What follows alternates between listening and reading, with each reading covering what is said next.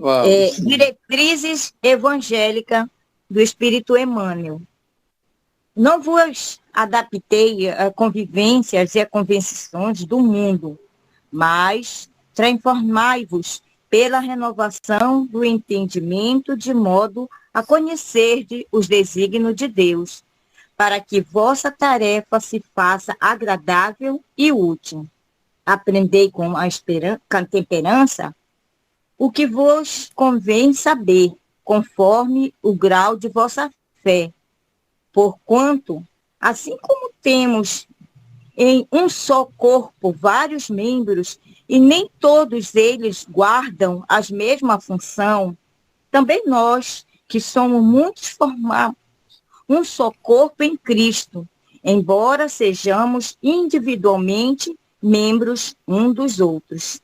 Desse modo, existindo diversos dons, segundo as concessões que nos são dadas, se não cabe profecia, seja ela praticada, na medida de nossos recursos. Se convocado à administração, ocupemo-nos em administrar.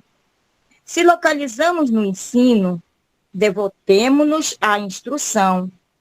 Os que exortem, usem a possibilidade em exortar. Os que foram traduzidos a repartir, procedam com liberdade.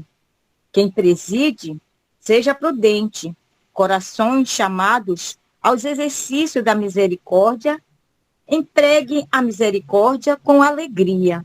Entre nós, seja o amor não simulado. Esqueçamos o mal, buscando o bem. Amai-vos cordialmente uns aos outros, com afeto fraternal. Não sejais vagarosamente na vigilância. Afervorai-vos no trabalho, servindo ao Senhor. Regozijai-vos na esperança.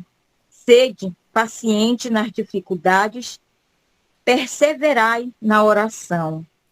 Amparai os bons na solução de suas necessidades. Sejais hospitaleiros. Abençoai os que vos perseguem, mantendo-vos solidários e unidos entre vós.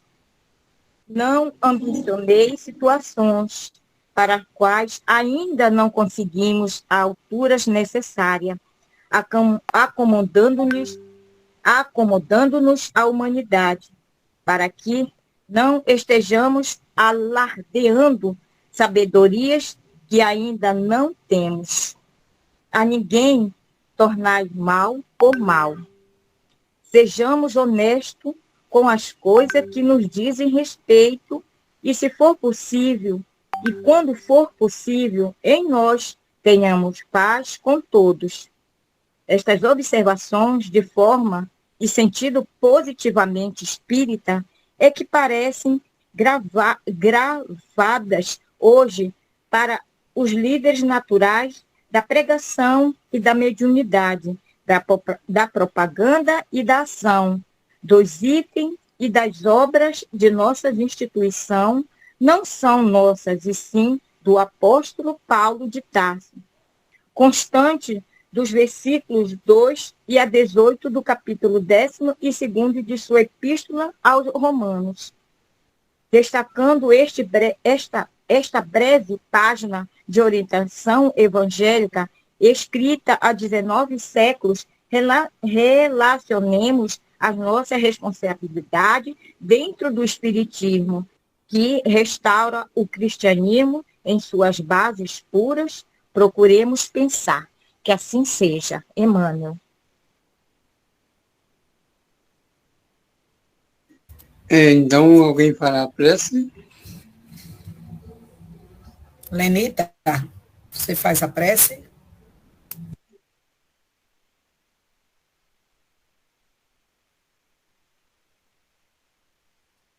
Oi, Sunade, boa noite a todos.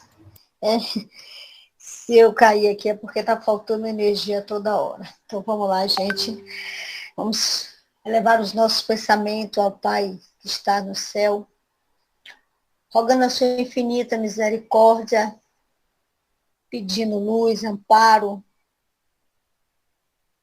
pedindo aos nossos mentores que acalme os nossos corações, nos faça entender o propósito de estarmos aqui nesse planeta e que o nosso amigo que fará uso da palavra seja amparado e auxiliado pela espiritualidade. Gratidão, Pai Eterno, por estarmos unidos mais uma vez, hoje, agora e sempre, Senhor, que assim seja. Que assim seja. Que assim seja, assim sendo, passamos a palavra a Sinai para que ela possa apresentar ou reapresentar o facilitador da noite de hoje. Sinai. Boa noite a todos sejam muito bem-vindos. Nós estamos recebendo César Júnior, é um trabalhador, né, lá de João Pessoa, está vinculado à ACESESC, que é a Associação de Estudos Espíritas Kardecistas, né, como eu disse, em João Pessoa. É um trabalhador voluntário, né, que vem contribuindo aí também com várias casas, não só a ACESESC, como a nossa também, né, César? Hora virtual, hora presencial. Também gostaria de trazer, ele lançou, né, recentemente, acho que uns 2 meses, César, um livro cujo título é Semeadura Evangélica, não é? É um livro que traz mensagens de psicografia dele, não é? Como médio é o próprio César, e cuja venda, não é, será revertida a manutenção da casa ao qual ele está vinculado, não é? Depois, qualquer coisa, ele deixa aí o link, né, caso alguém também queira adquirir, através dos correios, né, entrega. Então, César, sentimos felizes pela sua presença, desejando um bom trabalho. A gente já está próximo ao término deste livro, né, maravilhoso, o livro Voltei. Esse é o penúltimo, antepenúltimo, né? Terá mais 2, dia 30 e o dia 7 de dezembro. 7 é 6 agora, me confundi. Então, César, com a palavra, votos de um bom trabalho, que Deus te ilumine. Muita paz aí. Boa noite, obrigado, Sunari, obrigado pelo convite. Eu que agradeço essa oportunidade de estar aqui com vocês, de poder compartilhar conhecimento, de podermos conversar aqui sobre essa obra tão bela, né, tão profunda, tão reflexiva, não é? E vamos lá, né? Vamos refletir aqui juntos acerca desse capítulo que vamos estudar.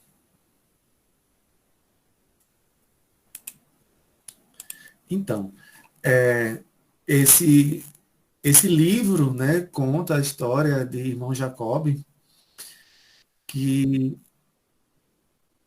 mostra que, assim, era um trabalhador espírita renomado, conhecido, até famoso, e ele sempre dizia que quando desencarnasse ele queria retornar e dizer como foi, e assim foi feito. Ele conseguiu, né, pela psicografia de Chico Xavier, mas só que aí o relato de todo o livro foi que no plano espiritual não aconteceu aquilo que ele achava que ia acontecer, né? Então, ele teve muitas surpresas, muitas vezes desagradáveis, porque mesmo sendo espírita, mesmo sendo trabalhador, mesmo sendo comprometido, mas ele tinha muitas e muitas falhas morais, assim como todos nós temos, e ele perdeu muita oportunidade.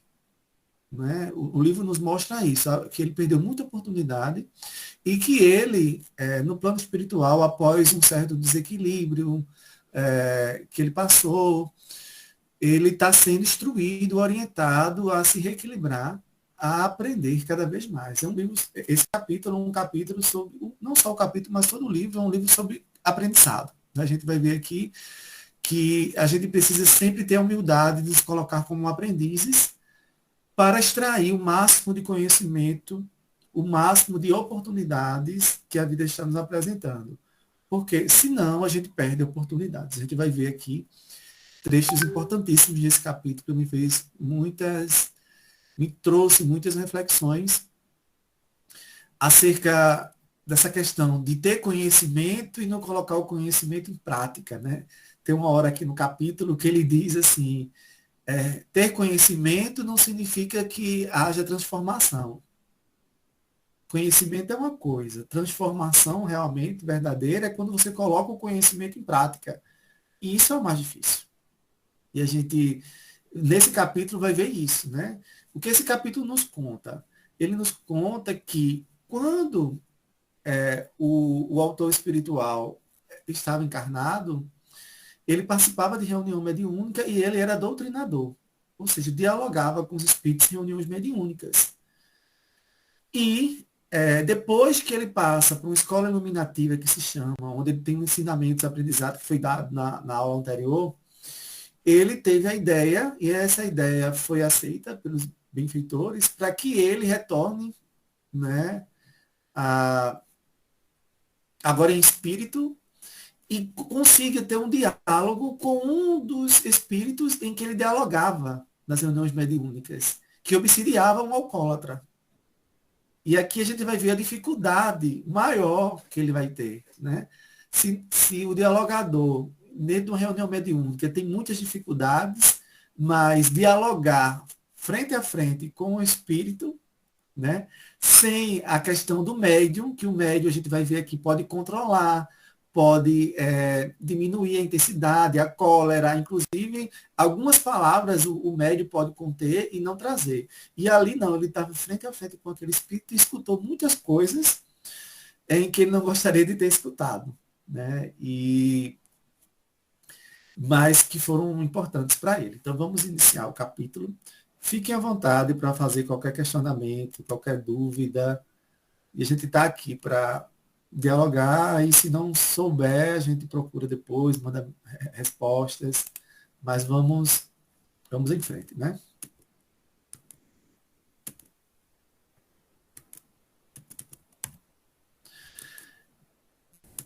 Esse capítulo, ele é dividido em 5 partes. Tem a primeira parte, né, o nome do capítulo é Ensinamento Inesperado. Aí tem a primeira parte que fala do ensinamento inesperado, que é todo o capítulo, né? Mas ele divide também experimentação, ante um espírito perseguidor, diálogo surpreendente e apontamento salutar. Ele divide, né, de maneira didática para que a gente possa ter uma melhor compreensão do assunto.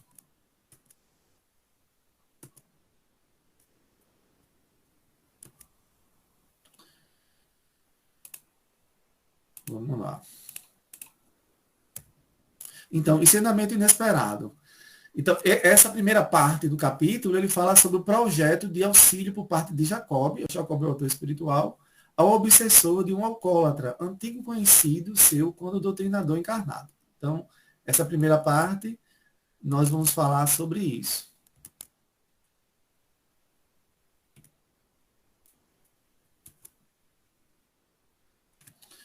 Ensinamento inesperado. A inevitabilidade do progresso.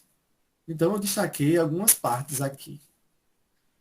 Primeira, ninguém escapa do dever de melhorar-se. A gente vai ver, né? Ignorante, refúgio dos sentidos. Erudito, refúgio dos livros. Eu achei isso aqui tão interessante. Tão interessante. Porque, primeiro, né, ele já começa falando sobre que ninguém vai escapar de se melhorar. A vida nos chama a isso. Você pode se revoltar, ficar na inércia, na rebeldia, mas não tem como. Estamos imersos numa lei chamada de progresso. Uma das leis é o progresso. Então, queira ou não, a vida vai nos chamar o tempo todo a sairmos da zona de conforto. E a gente adora a zona de conforto. Mas a vida nos pede a sair da zona de conforto. E a gente consegue se melhorar nesse processo. Então, as dores, as dificuldades, os atritos, aquilo que a gente não gostaria que tivesse acontecendo, mas que a vida nos apresenta, que naturalmente são consequências dos nossos atos, são oportunidades divinas para que possamos nos melhorar. Então, são oportunidades, tudo é oportunidade. Enxergar isso que não é fácil. Na hora que a gente está no meio do processo, né, no olho do furacão, não é fácil. A gente não vai conseguir. Normalmente a gente não consegue. Isso aqui é para eu aprender, isso aqui é para melhorar. Não, a gente fica com medo, com receio, com dúvida, revoltado, querendo respostas. Isso se dá pela nossa fé ainda muito diminuta. Né? Porque se a gente tivesse já colocando realmente em prática o conhecimento espírita que nós temos, a gente já podia dar um avanço maior diante das dificuldades que a vida apresenta. E tem uma parte nesse primeiro item que ele fala que assim, existe aquele que é ignorante do conhecimento vai buscar refúgio nos prazeres carnais, né? Nos vícios, naquilo que se precita. E aquele que é erudito, ou seja, aquele que tem muito conhecimento, aquele que lê muitos livros, aquele que é muito questionador, ele vai pegar refúgio nos livros. E os livros são importantes para o nosso crescimento, para o nosso progresso, mas não é só ler, não é só estudar, é preciso colocar em prática.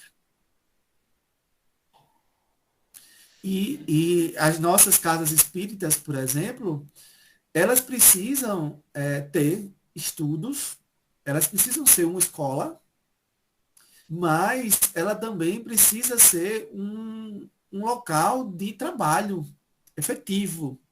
E não só trabalho intelectual, mas trabalho realmente de ordem de serviço, de doação, de entrega. Né? A própria universidade, quando a gente pensa numa universidade, a universidade tem a sua parte teórica e tem a sua parte prática. Né? Tem os seus laboratórios. Então, toda casa espírita, como um ninho ali espiritual, ela precisa de ter os estudos, ter conhecimento, de dar essa oportunidade de que se tenha conhecimento, mas também é preciso que se oferte serviços, trabalhos, né, de várias áreas, de várias facetas, para que a gente possa exercer dentro da casa espírita e também exercer fora da casa espírita. Né? Então, é uma preparação.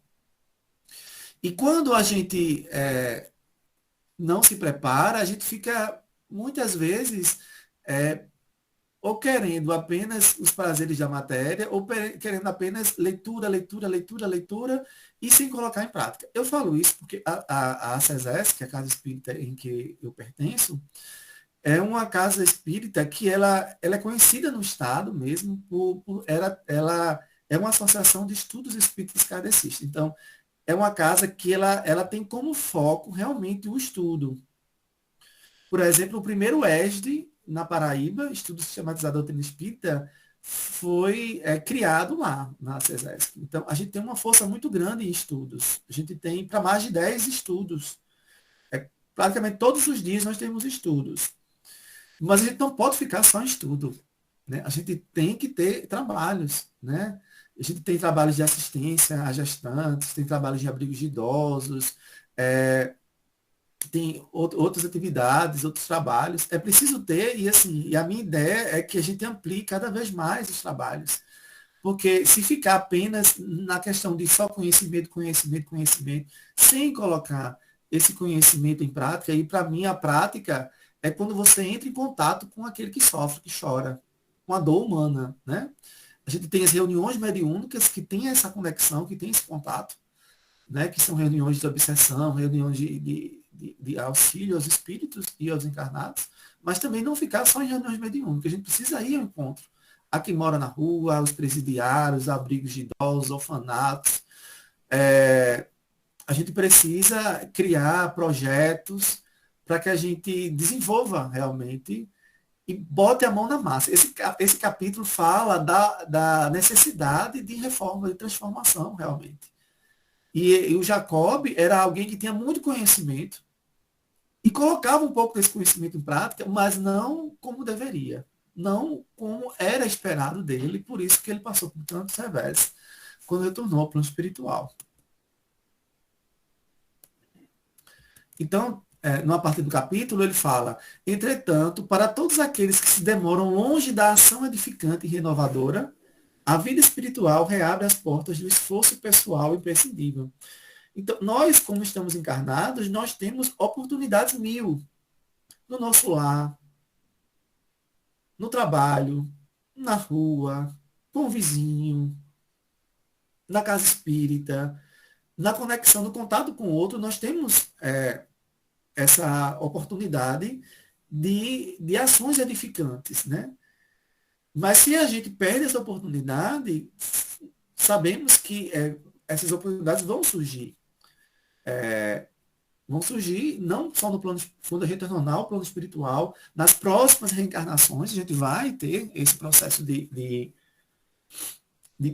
desenvolver essa ação edificante, mas não vamos perder tempo, né? Então, uma obra como essa nos é ofertada para que a gente possa compreender, assimilar e criar a essência. E para mim, a essência desse, dizer assim, como a essência das obras de André Luiz, é dizer assim, gente, vocês não precisam retornar ao plano espiritual, perceber tantas falhas que podiam ser evitadas. Nós somos, é claro que nós somos aprendizes, que a gente não vai fazer tudo que devia, né?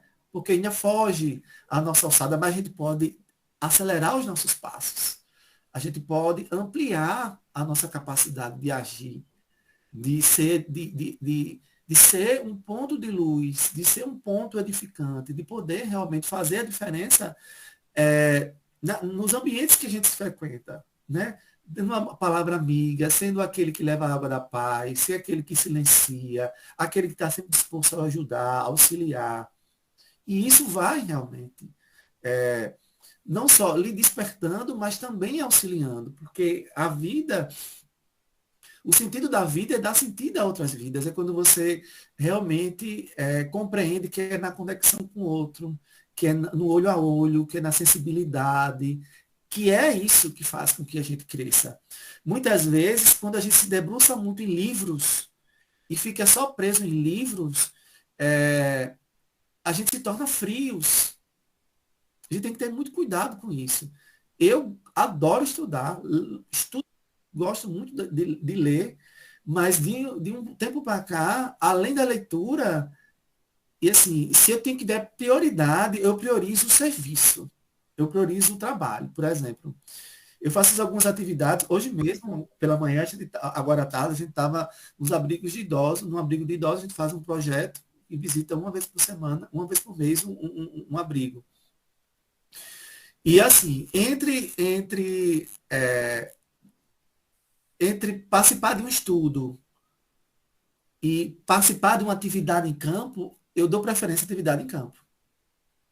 Eu faço atividades também com moradores em situação de rua, né? E é nos sábados pela manhã. E tem muita, na Federação aqui Espírita, tem muita palestra, tem muito seminário. E volta e meia tem algumas reuniões, né? Que os dirigentes de casa espírita são chamados. Mas assim, eu não deixo o trabalho de campo. Né? Se eu tenho que priorizar a nossa vida de prioridades. Se eu tenho que priorizar, eu priorizo o trabalho de campo. Né? E assim, e deixo para o outro trabalho em outros momentos. Né? Mas eu sinto isso hoje, né? Eu sinto porque tipo assim, eu tenho conhecimento, eu estou com conhecimento, claro que meu conhecimento é muito pequeno, mas eu coloco muito pouco em prática o conhecimento que já tenho. Então a minha consciência diz, olhe, vamos botar em prática, né? Vamos agir nesse processo. E aí, hoje a minha prioridade é essa, né? É esse serviço, de estar atento, porque senão a gente vai só acumulando livro, e aí a gente sabe que o que tem de doutores aí, altamente arrogantes, prepotentes, que tem muito conhecimento, mas que não colocam o conhecimento com bases morais. Né? Então, é muito complicado. É disso que quer falar. Fique à vontade. Boa noite, César. César, como você está falando de estudo, de pôr em prática, uma coisa que sempre, eu sou nova no espiritismo, mas uma coisa que assim, me deixa na dúvida é assim, você sabe que no- nós estudamos muito, temos que frequentar, temos que assistir palestras, essas coisas assim. E aconteceu uma coisa aqui no centro, e já vi acontecer em outros lugares. E eu não, eu particularmente, eu vou falar, eu não aceito isso. Por exemplo, eu vou te falar assim, as pessoas, era um grupo de 25 pessoas, estudaram, assistiram palestra, fizeram a lição de casa, foram num dia diferente no centro para aprender. E aí, tem aquele, eu nunca acreditei nisso, tem aquele que a pessoa vê o que a pessoa fez e aprova ou não aprova para a pessoa até dá passe já, mas dá aquele passe de, sabe, 3 ou 4 pessoas junto. E aí uma coisa que me encasqueta assim, César, no espiritismo. De 25 pessoas que fizeram todo o ano inteiro, só foram aprovados 3. E aí eu pergunto assim, qual conceito foi julgado isso? Ainda, a pessoa que vai falar, ainda não falou, só falou que as pessoas, que dos 25, só 3 foram aprovados.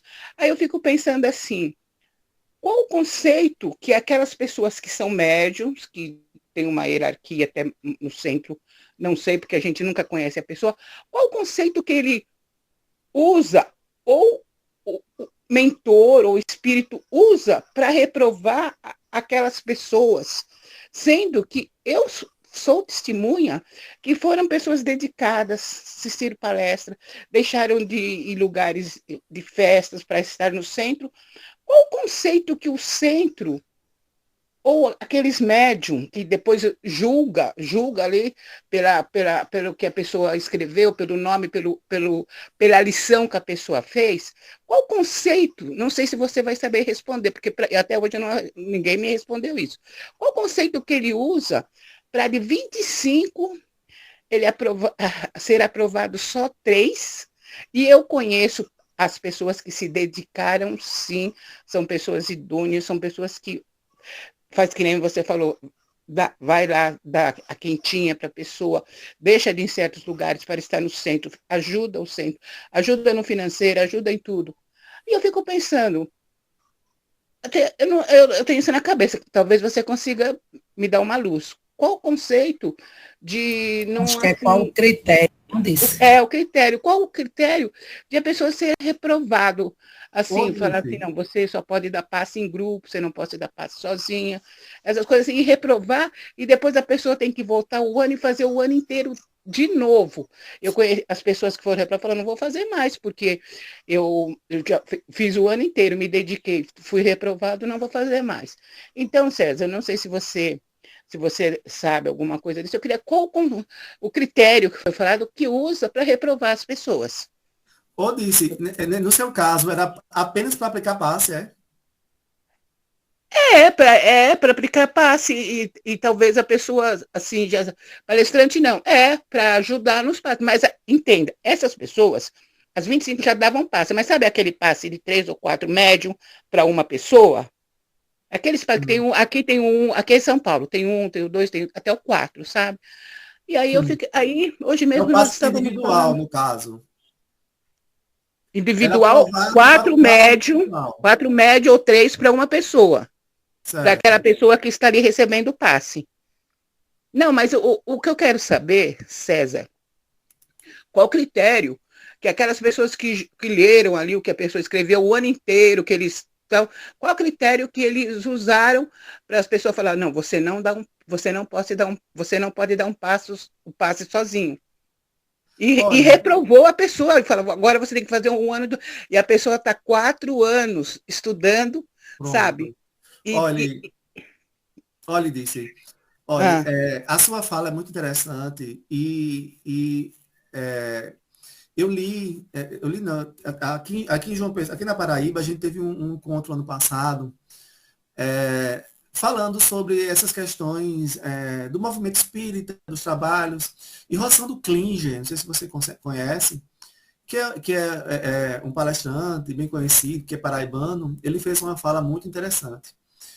E ele falou que foi em um determinado local, e nesse local chegou uma pessoa que era uma dirigente de uma casa espírita e disse assim para ele, Rossandro, faz 3 anos, a nossa casa espírita é extremamente rígida, muito disciplinada, o médium para aplicar o passe, ele precisa estudar 3 anos. Aí Rossandro Klinge olhou para ele e disse assim, eu jamais trabalharia numa casa dessa. E aí ele faz uma fala muito forte, muito contundente, dizendo o seguinte, por isso que eu gosto muito de falar dessa questão do conhecimento, que eu acho que é muito importante, é claro, essa é uma das asas, mas a gente não pode se perder nos excessos de formalismo, de rigidez. E é o seguinte, aí ele comenta, gente, aplicar passe é um ato de doação. O passe é uma oração. Você precisa, claro, você faz uma formação, você faz um treinamento, explica como é que funciona, como é que se faz, o que é o funcionamento do passe, né? Os benefícios que se tem, o cuidado que o médium deve ter na hora de aplicar o passe, né? E aí vai, mas assim, e também dele estar dentro, inserido na casa espírita, mas passar vários anos para você poder aplicar o passe, isso é altamente desnecessário, isso é completamente incoerente. E isso está afastando as pessoas da casa. Né? A gente está ficando, muitas vezes, a casas em que é preciso de tanta especialização, que as pessoas estão se afastando porque não tem essa especialização. Por exemplo, na nossa casa, nós temos muitos estudos. Ou seja, os maiores trabalhos que existem são de pessoas que são monitores, ou seja, que dão aula e que são palestrantes. E digo, e as pessoas que não são? E as pessoas que não têm essa capacidade, não têm esse propósito, mas querem servir, querem assistir, querem auxiliar. Como é que elas ficam? Precisa ter trabalho para essas pessoas. Precisam ter trabalhos de assistência, trabalhos dentro da casa espírita, trabalhos voluntários, eles precisam ser atentos. Nós fizemos agora um chá de bebê em nossa casa, todo mundo faz um chá de bebê, e eu agora estou na presidência da casa, e eu achei bem interessante que várias pessoas chegaram para mim e começam, olha, vai ter o chá de bebê, eu costuro, eu faço artesanato, eu vou ter eu tenho que fazer eu vou aniversariar, e no aniversário fazer completar ano, e no meu aniversário eu não vou pedir nada para mim, eu vou pedir para casa, porque a casa precisa. Ou seja, as pessoas, elas estão, todo mundo tem necessidade de se sentir útil. Ou seja, é nessa utilidade que a pessoa vai e vai se engajando na casa. Então, se você bota muitas dificuldades, no caso do passe, por exemplo, eu acho completamente desnecessário. Eu não sei qual foi o critério, né? Eu não sei qual foi o critério, mas assim, eu não sei o porquê de tantos estudos para aplicar passe, né? Eu não sei. Reunião mediúnica, né, ainda vai, mas mesmo assim tem que ter muito cuidado de passar vários e vários anos, né?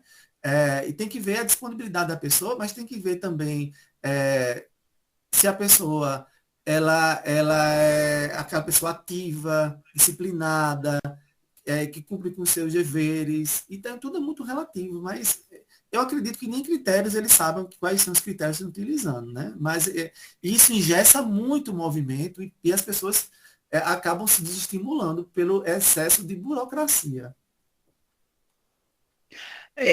Não, César, então, pelo que, assim, uma coisa assim, aquelas pessoas que a pessoa estudou o ano inteiro, e eu sou testemunha que estudaram e fizeram tudo aquilo, para dar o passe individual, né? Porque a pessoa já dá em grupo.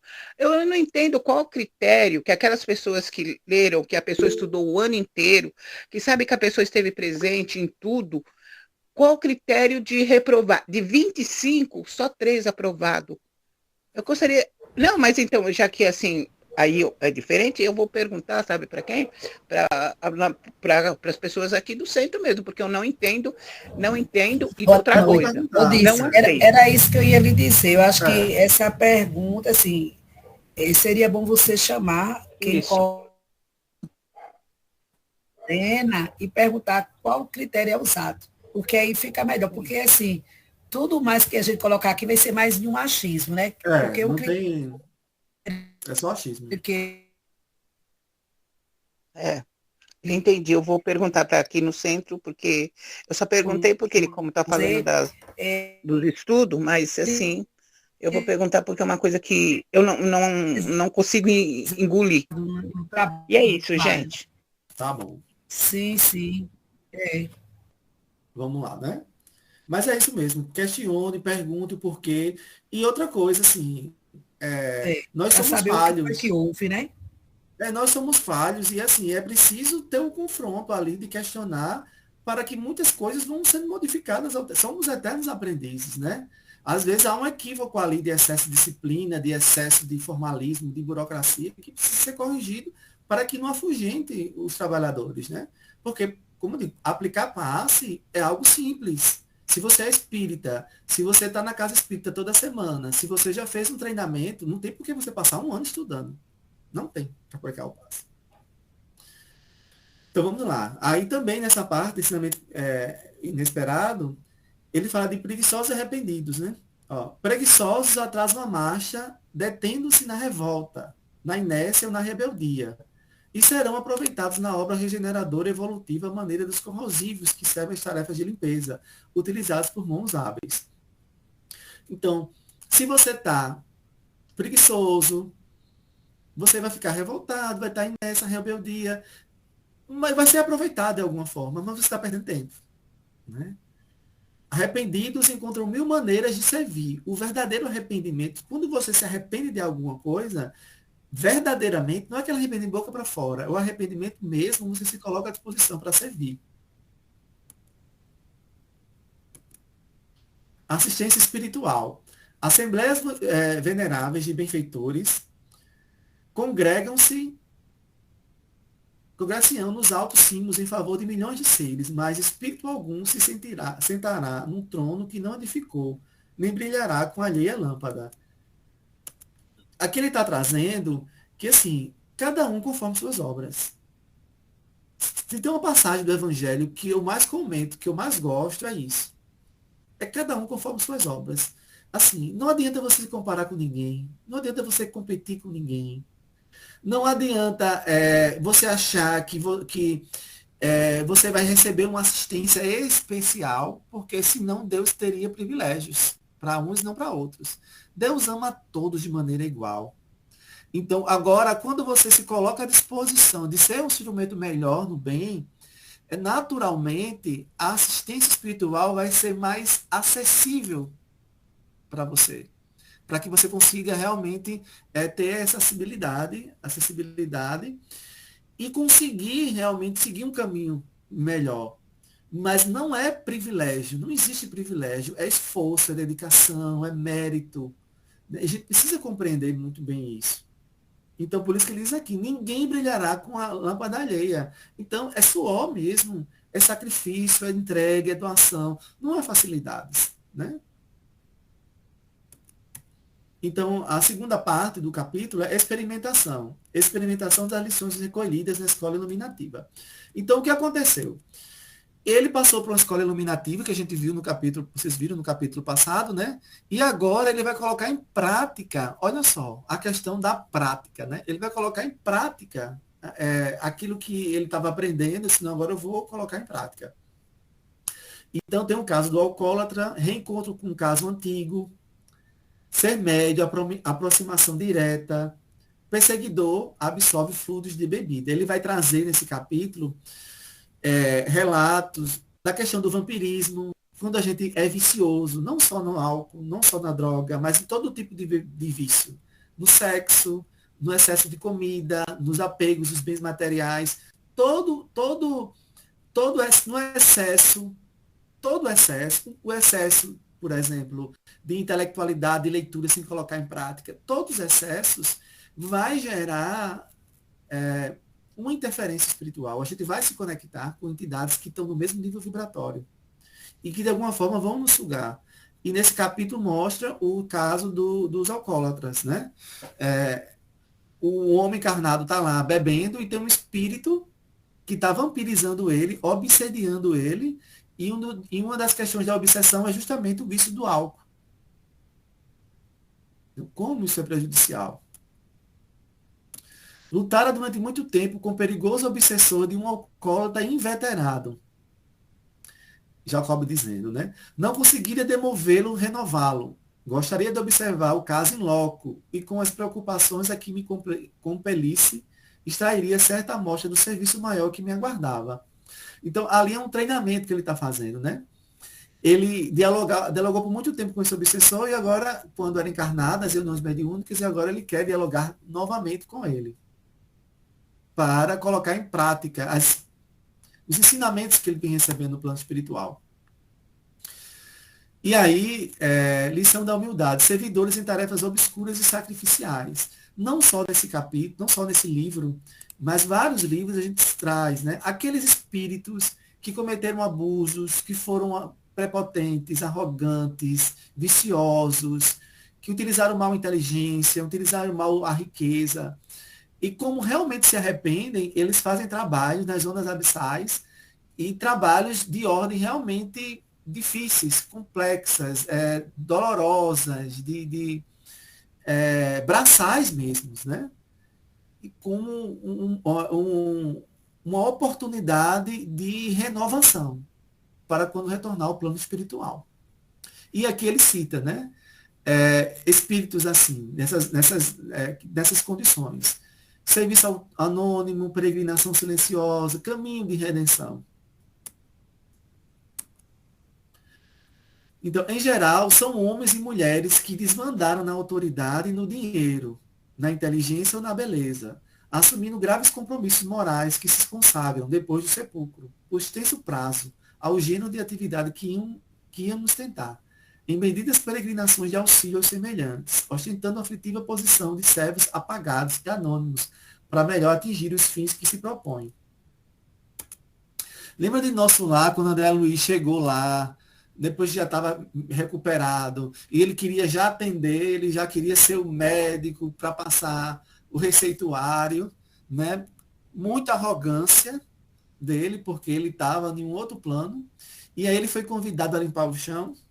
É mais ou menos isso, né? Então, assim, esse aprendizado, e a gente precisa se colocar como aprendizes o tempo todo, não só em situações específicas, mas em todo momento, a gente vai ver aqui no capítulo, em todo momento a gente pode aprender.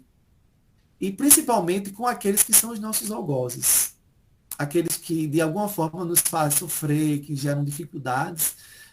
As lições são trazidas, mas a gente precisa ter humildade para reconhecê-las. Vastos anos dependem no esforço de renúncia, adquirindo humildade no trato de almas rebeldes e ásperas, quais semeadores buscando a dádiva da flor e do fruto ao contato do chão duro. Se a gente quer realmente servir na causa do Cristo, a gente tem que aprender a não querer impor nada. O trabalho com Cristo não é de imposição, é de distribuição, é de doação, né? Então, a gente semeia, a gente auxilia, ajuda, e não quer que o outro modifique e se altere de uma hora para outra, mesmo porque a gente não consegue essa modificação, como a gente quer para o outro. Então, a gente precisa trabalhar essa paciência mesmo, né? Quantas pessoas estão à nossa volta e a gente orienta, instrui, conversa, e as pessoas continuam do mesmo jeito, mesmo porque muitas vezes nós também continuamos do mesmo jeito. Mas é nesse auxílio, nessa ajuda que a gente vai se fortalecendo e uma hora a gente consegue a nossa melhoria, a nossa mudança. É tudo com muito esforço. Ante o espírito perseguidor. O contato direto com o conhecido verdugo espiritual de dipsômano encarnado, ou seja, do alcoólatra, né? Ante o espírito perseguidor. Advertência de Ornelas. Defesa moral, não verbal. O obsessor revela sombras do passado. A gente vai ver o diálogo. E como foi difícil o diálogo entre Jacob e o espírito obsessor, né, do alcoólatra. E que exigiu muito dele, né? Muito. Porque os obsessores, todos aqueles que nos perseguem, eles colocam um dedo em nossa ferida. Eles sabem, às vezes, mais do que nós, aonde somos falhos. E aí eles costumam realmente persistir naquelas falhas morais que temos. E a gente precisa estar atentos a isso. A divergência de Ornelas. A maioria dos médios, porém, ainda mesmo quando sonâmbulos puros, de algum modo controlam os comunicantes irrequietos ou infelizes, exercendo determinada censura sobre as palavras rudes ou inconvenientes que desejam pronunciar. Estaria naquele instante como obsessor frente a frente, deveria preparar-me para demonstrar-lhes os melhores sentimentos do meu coração, porque da parte dele me daria a conhecer as notas mais íntimas da própria consciência. E como eu falei, né? Então, ele estava acostumado a conversar com ele através de um médium que conseguia, de alguma forma, controlar uma parte. E agora ele vai estar de frente a frente com esse espírito. E aí ele está com medo, com receio, né? Voltando-se para nós e sentindo-nos a observação calma, ao que me pareceu, concentrou-se para melhor resistir-nos. Sorriu escarninho e, detendo-se de modo especial sobre mim, gargalhou franco. A princípio molestei-me, experimentei mal-estar intraduzível. Ele ficou com medo, ele ficou com receio, Jacob, do diálogo. Tamanho era o ódio, a cólera do espírito, né? O espírito endurecido, a envolver-se em sombria nebulosa, arremessava contra mim forças envolventes e perturbantes. Ornelas sacudiu-me os ombros vigorosamente e disse: vejo-lhe a inexperiência, não tema. Centralize a vontade e reaja com todas as energias que dispõe. Prepare-se para ouvir falar com serenidade. Suas condições psíquicas virão à superfície do rosto e do verbo. Não se deixe abater. Ajudá-lo-ei. Você vê a assistência da espiritualidade. Né? Ele só conseguiu devido à assistência da espiritualidade. A advertência calou-me consoladamente no íntimo, embora na realidade não conseguisse sofrear o receio, em face da agressividade do perseguidor, que se unia a mim com expressões provocadoras. Ouvir e falar com serenidade. E agora vamos ao diálogo entre Jacob e o espírito obsessor. Então, a humildade desarma. O que eu percebi aqui, né, nesse item, foi que ele foi bem sucedido, Jacob, porque ele agiu com humildade. Ele reconheceu falhas, ele evitou o orgulho, e ele estava ali se colocando realmente com compromisso de renovação. Por mais que se jogassem na cara dele, que ele era assim, assim, assado, fez isso, fez aquilo, ele reconhecia e disse, mas eu estou buscando melhorar. Isso desarma, né, aqueles que vêm nos atacar. E isso aí não só no plano espiritual, né, minha gente? No plano material também, né? Quantas pessoas chegam para nós e dizem determinadas coisas que a gente fica ali muito mal, mas se a gente tiver a humildade de reconhecer o aprendizado, a gente pode realmente se sair bem nessa situação. Sunaide? Teve uma palavrinha aí no slide anterior que você colocou, que ele dizia aí não sei o que, moral e não verbal, não foi? Foi. Aqui, defesa é moral, verbal. Era isso. Exatamente. E a gente sabe que é por aí mesmo, né? É por aí mesmo. Nós ainda temos o costume de nos defender verbalmente, né? E não moralmente. E moralmente está muito atrelada à humildade. A humildade de reconhecer nossas falhas e também a humildade de reconhecer o nosso compromisso de renovação, que também é humildade. Né? E a partir disso, todo o diálogo se torna melhor. Isso entre pai e filho, entre esposo e esposa, entre supervisor e subordinado, entre dirigentes na casa espírita, entre trabalhadores, e também entre encarnados e desencarnados, né? Entre os pensamentos que nos chegam intrusos, né? Uma coisa que eu aprendi muito nesse tempo que eu estou, faz 15 anos que eu trabalho no movimento espírita, e uma coisa que me ajuda muito nesses processos de perseguição espiritual, de conexão com essas entidades que querem nos prejudicar, porque nós somos falhos, as nossas vibrações elas se alteram o tempo todo, a gente precisa estar o tempo todo atento.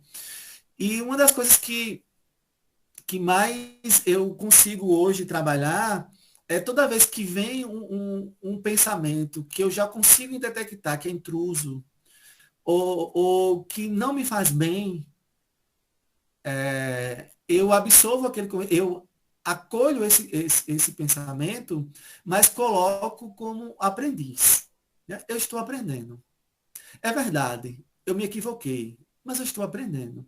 Porque antes eu não devia ter feito isso, eu não devia ter falado aquilo. Eita, eu errei, não sei o quê. E gerava uma culpa, e a culpa gera um remorso muito grande e gera uma conexão com esses irmãos.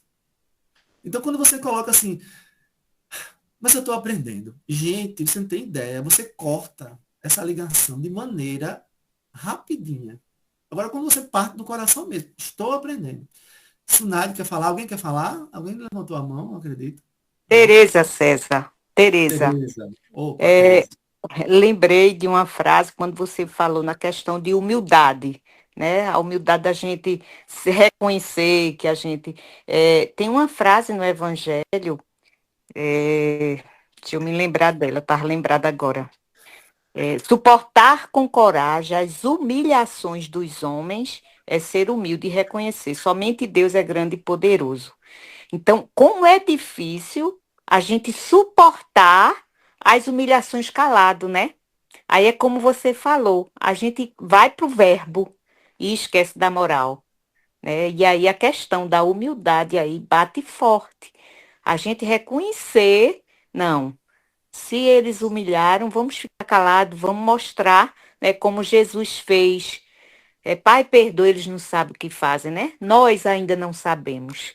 E aí essa questão da humildade para a gente trabalhar isso é forte, é muito forte, difícil, né? Verdade, é verdade, né? Então, a gente precisa estar atento e desarma. Quando você trabalha com realmente, busca esse processo, há um desarme. Porque eles mesmos ficam, porque corta a ligação, né? Corta a ligação. Porque assim, não, eu sou, você está até certo, eu sou assim, mas eu estou buscando melhorar, eu estou buscando me corrigir, né? E vamos seguir o caminho. Amanhã é um novo dia, amanhã eu posso fazer diferente. E a gente vai trabalhando e vai se melhorando pouco a pouco. Só reconhecer já é um grande passo, né? Verdade. Meu irmão, disse ele emocionado, não se resolve a libertar nosso amigo doente, já de si mesmo tão miserável? Isso é Jacob, né? E o espírito. E você, o obsessor, nem mesmo depois de morto desiste de me apoquentar? Revidou o obsessor raivoso. Sim, não desiste porque quero ser seu amigo e desejo trazer o espírito para a luz. Mas não lhe vejo luz alguma. Como quer você dar o que não tem? Olha só. Olha só que provocação, né? A alegação chocou-me, e por pouco, não fugia o entendimento. Contudo, a mão vigorosa de Ornelas me amparava e respondi. A assistência espiritual. Lembrando que a gente não consegue também só, né? A gente sempre precisa pedir amparo, assistência, auxílio, que a assistência vem.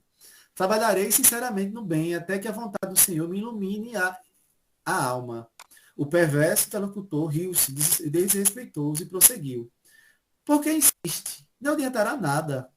Fora da caridade não há salvação, retruquei confiante. Não julgo ser nosso dever auxiliar o companheiro da corpo terrestre. Não lhe conhece a família respeitável e sofredora? Ora, Jacob, falou-me contundente, e você se refere à caridade com tanta segurança? Como não? Que será de nós sem a prática do bem? Ao que me consta, exclamou sarcasticamente, você na terra dava grande preferência ao dinheiro, estimava profundamente a própria fortuna. Olha que cutucada, né? Nas minhas reações de homem velho, quis dizer-lhe que era mais justo amar o próprio dinheiro que os bens alheios. Todavia, a expressão fisionômica de Ornelas me susteve a frase de autodefesa, e ao invés de proferi-la, acentuei com serenidade. Recebi as vantagens materiais auridas no esforço digno, tal como um mordomo que detém consigo, transitoriamente, as dádivas do Senhor. O que o Todo-Poderoso me confiou, já restituí, de consciência feliz, aos seus sábios desígnios. O verdugo fez-se engasgar de ódio e voltou a comentar. Não lhe reconheço autoridade para conselhos. Você foi sempre um homem áspero, indisciplinado, voluntarioso. Muita vez acabava de apontar-nos o bom caminho para seguir estrada contrária. Agora quer ser apóstolo? Marcou um gesto ridículo, a fim de torturar-me, e continuou. Frequentemente, após deixar os aparelhos mediúnicos, através dos quais trocávamos ideias, ele seguia os passos, discreto, e notava que você não agia de conformidade com os próprios ensinos. Semelhantes frases, ditas a queima-roupa, desconcertava-me. Ruborizei-me, envergonhado. Todavia, Ornelas garantiu minha firmeza de ânimo. A gente vê aqui o amparo de Ornelas.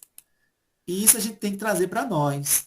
Porque se a gente quer realmente a nossa melhoria, a espiritualidade vai estar à nossa volta, né? Nos assistindo, nos auxiliando para esses embates que a vida nos apresenta.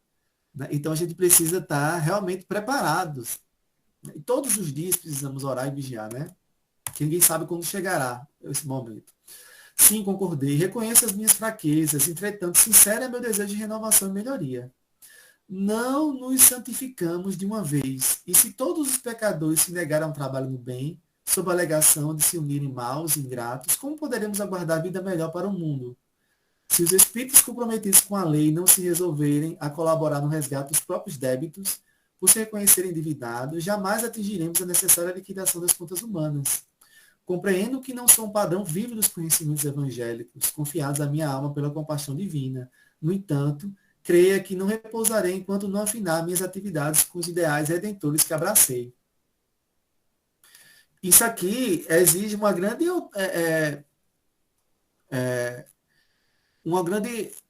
humildade de reconhecer, eu sou realmente frágil, mas quem não é, e estou lutando para me melhorar, estou lutando para trabalhar isso, né? E nós precisamos compreender isso, né, dentro da nossa vida, no nosso dia a dia. Eu vejo muitas vezes pessoas dizerem, não, mas eu não consigo, eu não posso, eu até queria. E isso não é um discurso daqueles que realmente se colocam à disposição da espiritualidade. Porque quando a gente se coloca à disposição, minha gente, a gente consegue fazer coisas que nem imaginava fazer. Mas para isso a gente precisa ter essa coragem, né, de se colocar como instrumento mesmo falhos, porque a espiritualidade vai nos auxiliando, e a gente vai se moldando, né, com a conexão com esses amigos espirituais. Mas a gente precisa sair da zona do medo e também da zona do conforto, e seguir, né, e seguir aquele chamado que a vida nos chama o tempo todo ao aprimoramento. O interlocutor não se alegrou com a argumentação. A lealdade em minhas declarações friava-lhe a cólera. Escutou, amuado, e assim que o intervalo surgiu espontâneo, considerou menos irônico. Seu caso, então, será o do médico que deverá restaurar primeiramente a si mesmo. Olha só. Não nego semelhante necessidade, acrescentei sincero. Tudo farei pelo meu próprio estabelecimento espiritual. No serviço bem sentido e aplicado, encontramos a corrigida de nossos erros e a redenção do passado, por mais deplorável e delituoso. Acredite que o doente menos egoísta providenciará remédio e recurso para si e para os outros. Persistindo em atitude, você prejudicará a si mesmo. O desditoso, em crise de desespero, lembrou-me acremente certas falhas da experiência humana em voz alta, mas, auxiliado por nelas, eu ia encontrando meios de responder sem irritação construtivamente. Aqui, ele nem traz quais foram os detalhes que ele trouxe, né? É bem interessante aqui. Então, ele deve ter trazido detalhes íntimos que acabou que não trouxe na obra. Terminado o longo e desagradável diálogo em que me vi inesperadamente envolvido, aplicamos passos de socorro ao irmão encarnado, que se mantinha em aflitivas condições de enfermidade e embriaguez. Após enorme lutância, o terrível perseguidor consentiu em que eu orasse, colocando-lhe a cabeça entre as minhas mãos. Supliquei ao Senhor fervorosamente que nos amparasse. a ele e a mim, para que ambos pudéssemos melhorar o coração e subir no conhecimento na prática do bem. Findo minha primeira observação pessoal de serviço, o obsessor fitou-me de maneira diferente, pareceu-me não tão agressivo. Revelava-se disposto a entender minha disposição fraterna, porque eu esperasse maior sorregimento habituado ao imediatismo da luta terrestre. Ornella despertou-me exclamando: não aguarde o reajustamento apressado. Se a semente exige tempo, com o frio e o calor, a chuva e o sol, para germinar e produzir, por que motivo reclamar a realização de espiritualidade superior de minuto para outro, no ser eterno? Plantemos e talhemos os resultados de boa iniciativa. O resultado da boa iniciativa pertence a Deus. Sobra-nos, meu caro, o prazer de servir. Tornaremos a questão da primeira oportunidade. Admirado com a paciência do companheiro, seguiu sem hesitar. Isso aqui, ele já queria a melhora imediata do obsessor. E nós somos muito imediatistas, né? A gente só acredita em algo quando a gente vê o resultado acontecer. E, na realidade, a mensagem do Cristo não é essa. A mensagem do Cristo, a gente precisa crer naquilo que os olhos não veem, naquilo que o resultado não chega de maneira imediata, mas na robustez da semente, na robustez da consistência, da persistência, do trabalho no bem, do melhoramento pessoal. A gente sabe que para a gente melhorar uma coisinha só nossa, a gente precisa de muito esforço, de muita dedicação. E às vezes a gente não vê nossa melhoria aqui agora. A gente vai ver daqui a alguns anos, às vezes muitos anos, para a gente perceber que a gente realmente melhorou naquela questão. Então, a gente vai querer também a melhora do outro de maneira imediata, né? E terminando, o apontamento salutar. O aproveitamento pelo doutrinador no serviço da própria iluminação, das observações às vezes agressivas dos adversários ou obsessores. Então, ele auxiliou o obsessor, mas ele se assistiu também. Quando a gente serve, quando a gente ajuda, a gente também está se assistindo, se auxiliando, né? Então, foi uma grande prova para ele ali naquele momento, que ele foi forçado a trabalhar a sua humildade. Então, amigos mostram virtudes, adversários mostram sombras. Isso aqui é muito, muito interessante. Quando o colega que nos seguia atendeu a tarefa que se reservara, Ornelas percebeu a tristeza que a me acometera de súbito. Efetivamente, graves reflexões acudiam ao meu pensamento. Afinal, quem doutrina no caso? Seria eu o portador do socorro ou o espírito infeliz? Ou fora do espírito sofredor que me beneficiara com a verdade? Sombrio véu de preocupação descera sobre mim. Como prosseguir? Não ignorava que um grupo de cooperadores decididos e fiéis me esperava o concurso. Se louvarmos nossos amigos pelo incentivo e pelo júbilo que nos proporcionam, agradecemos aos nossos adversários gratuitos a ousadia e que nos demonstram as nossas necessidades. Os que nos amam destacam-nos as qualidades excelentes do serviço já feito, na individualidade imperecível. E aqueles que nos estimulam indicam com franqueza rude as imperfeições que ainda conservamos conosco. Os afeiçoados, simpatizantes, silenciam a respeito das sombras que nos rodeiam, mas os contendores e os afetos as desvendam em nosso proveito, quando encontramos suficiente serenidade para buscar os interesses do Senhor e não os nossos. Então, aquele adversário, aquele que nos persegue, que nos caluniam, eles são excelentes professores, mas a gente precisa estar atentos, né? E, na realidade, buscar a serenidade para o interesse ser do Senhor e não o nosso interesse. Porque se a gente buscar o nosso interesse, a gente vai querer apenas se defender, a questão verbal e não moral. Na sua capacidade de tolerar... E às vezes até vingança, né? Isso. Vingança. Verdade. Na sua capacidade de tolerar as observações amargas, reside a base da própria iluminação. Olha que interessante. Na capacidade de tolerar as observações amargas, reside a base da própria iluminação. O progresso é obra de esforço mútuo. O irmão perturbado beneficiou-se extensamente com seu concurso valioso e gradativamente fixará nele mesmo a esmola recebida. Porém, não é razoável que você venha a perder a sua parte. Guarde o ensinamento, medite-o e conserve-lhe o valor. É provável que você agora se sinta afrontado e ferido. o orgulho, né? Todavia, os dias correrão sobre os dias, e concluirá mais tarde que não lhe falo sem razão sólida. O conselho refrigerou minha alma lacerada. Pela primeira vez, compreendi que, assim como chega o momento em que os juízes do mundo são julgados pelas obras que realizaram, surge também o minuto em que os doutrinadores da terra são doutrinados pelos serviços que deixaram de fazer. E aqui ele estava sendo doutrinado pelos serviços que ele deixou de fazer. Estava escutando as verdades, que era para que ele se aprimorasse, mas sempre com a assistência da espiritualidade ali ao seu lado. E para terminar, eu gostaria de trazer apenas alguns questionamentos aqui para nós, né? Primeiro, quem tem sido o meu obsessor pedagógico? Né? Quem é? Quem são aquelas pessoas que eu tenho mais atrito, que eu tenho mais dificuldade de lidar, que dá um frio na barriga, que eu não me sinto bem, que eu discuto muito? Não só desencarnados, não só encarnados, mas também desencarnados, né? Como anda isso, né? Quando anda essa minha capacidade de lidar com a adversidade? Quando vem um pensamento muito ruim, que me abala, que me enfraquece, que diz que eu não posso, que eu não consigo, que eu sou fraco, que eu sou pequeno, que muitas vezes tem um processo de interferência espiritual. E ali eu fico com raiva de mim mesmo, eu acolho simplesmente aquilo, ou simplesmente eu me coloco como aprendiz e busco realmente tirar ensinamentos, né? E de renovação. Então, a gente precisa refletir sobre isso. O outro, como reajo à exposição das falhas?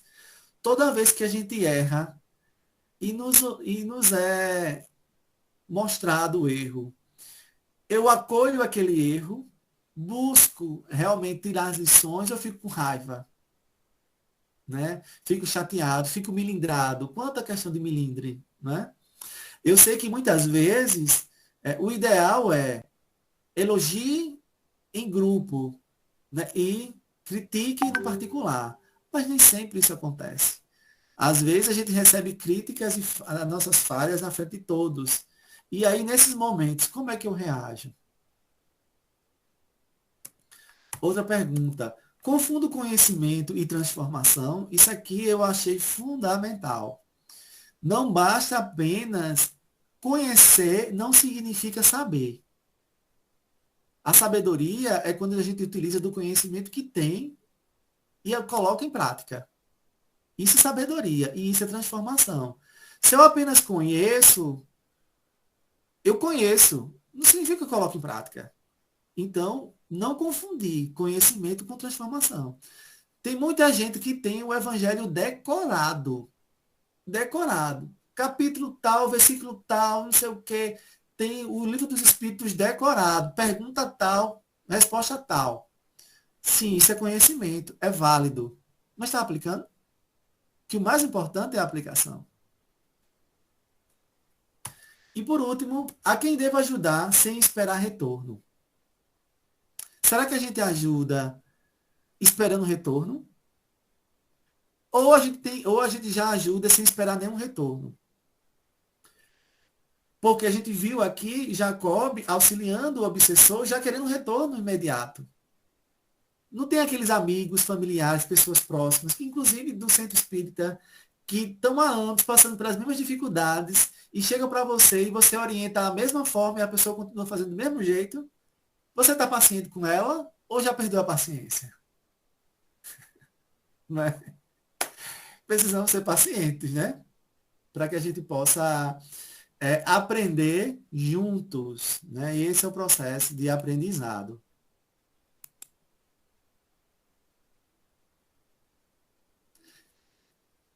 E aí, Sunari, ela falou sobre um livro, né? Eu lancei um livro de mensagens psicografadas e eu gostaria de compartilhar com vocês uma mensagem. É curtinha essa mensagem, que fala sobre aprendizado. A gente falou muito de aprendizado hoje. E eu gostaria de compartilhar aqui com vocês. Seu Mário, a gente pode até considerar a mensagem que vai ler como nossa prece final?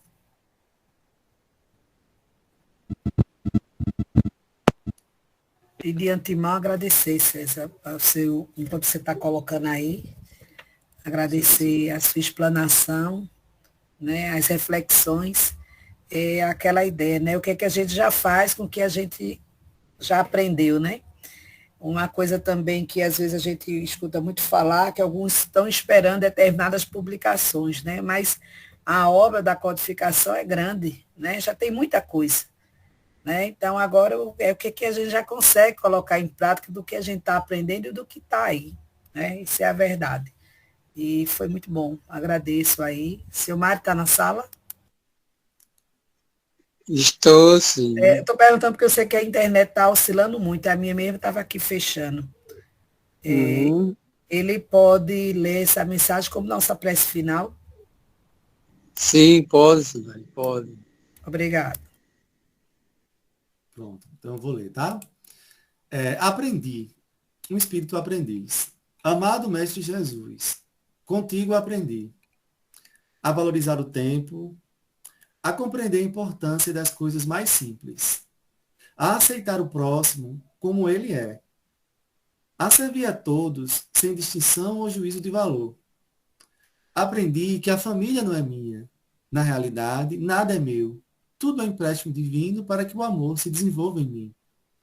Aprendi que todos aqueles que passaram por minha vida foram excelentes professores, que me ensinaram a paciência, o perdão, a tolerância e a afetuosidade. Aprendi a me colocar no lugar do próximo antes de tomar uma atitude. Aprendi a ser verdadeiro, sem machucar. A ser tolerante, sem conivência. A amar, mesmo quando incompreendido e sem ser amado. E, acima de tudo, aprendi que, além de aprender com a vida, o propósito de viver é sentir o amor de Deus em mim e distribuí-lo pela vida e para todos aqueles que passarem pelo meu caminho.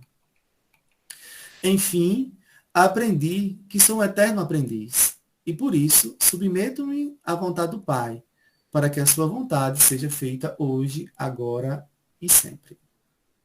Que assim seja. E assim seja. Com essa mensagem encerramos mais uma reunião de hoje. Agradecidos estamos a todos que participaram desse convite,